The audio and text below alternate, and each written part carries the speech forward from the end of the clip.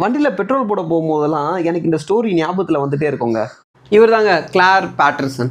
So இவர் வந்து 20ஆம் நூற்றாண்டு ஆரம்பத்தில் பூமியோட வயசு என்னன்னு சொல்லி கண்டுபிடிக்க ரிசர்ச் பண்ணிட்டு இருந்தார். அதனால நிறைய ஜியாலஜிக்கல் ரிசர்ச் பண்ணார். அப்போ டக்குன்னு பூமியில் நிறைய லெட் கண்டாமினேஷன் வந்திருக்கு அப்படின்னு சொல்லி கண்டுபிடிச்சார். அதாவது இயற்கையாக இருக்க லெவலை விட 100 மடங்கு அதிகமாக சடனாக ஒரு சில வருஷங்களில் உருவாயிருக்கு அப்படின்னு கண்டுபிடிச்சார். இதுக்கு காரணம் எங்கன்னு அவர் தேடும் போது நம்ம வண்டிக்கெலாம் போகிற பெட்ரோல் தான் அப்படின்னு சொல்லி கண்டுபிடிச்சார். ஏன்னா அந்த டைமில் பெட்ரோலில் வந்து லெட்டை கலந்துட்டு இருந்தாங்க இந்த ஆயில் ரிஃபைனரிஸ்லாம். ஏன்னா வண்டியோட இன்ஜினில் பெட்ரோலை கம்பஸ் பண்ணும்போது அதில் அன்ஈவன் கம்பஷன் நடக்கும். இதனால வந்து இன்ஜின் டேமேஜ் ஆகும், வண்டி ஓட்டுற எக்ஸ்பீரியன்ஸும் கெடுக்கும். ஸோ அந்த கம்பஷன் வந்து ஈவனாக இருக்கணுன்றதுக்காக இந்த லெட்டை கலந்தாங்க. பட் அந்த மாதிரி கலந்த லெட்டு எரிஞ்சு புகையாக வரும்போது நம்ம மூளையை பாதிக்கக்கூடிய கெமிக்கலாக மாறுச்சு. ஓகேங்களா?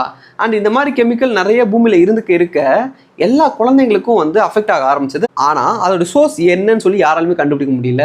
அண்ட் கிளார் பேட்டர்சன் தான் அதை வந்து கண்டுபிடிச்சாரு. பட் அப்போ கூட $multi-million கம்பெனிஸாக இருந்த ஆயில் ரிஃபைனரிஸ்லாம் வந்து இவருடைய ரிசர்ச் வெளியே வர விடாமல் தடுக்கிறதுக்கு என்னென்ன வேலை பார்க்க முடியுமோ பண்ணாங்க. பட் அப்படி இருந்தாலுமே அவர் லைஃப் ஃபுல்லாக போராடி கடைசியில் வந்து லெட்டை வந்து பேன் பண்ண வச்சார். இதுவே அவருக்கு அதை கண்டுபிடிக்காமல் இருந்திருந்தாருன்னா ஹியூமனிட்டியோட நிலைமை என்னவாயிருக்கும்னே சொல்ல முடியாது. ஸோ இந்த மாதிரி சில லெஜண்ட்ஸை பற்றி நல்லா தெரிஞ்சுக்க நம்ம ஈஎன்எஸ் சேனலை மறக்காமல் ஃபாலோ பண்ணுங்கள்.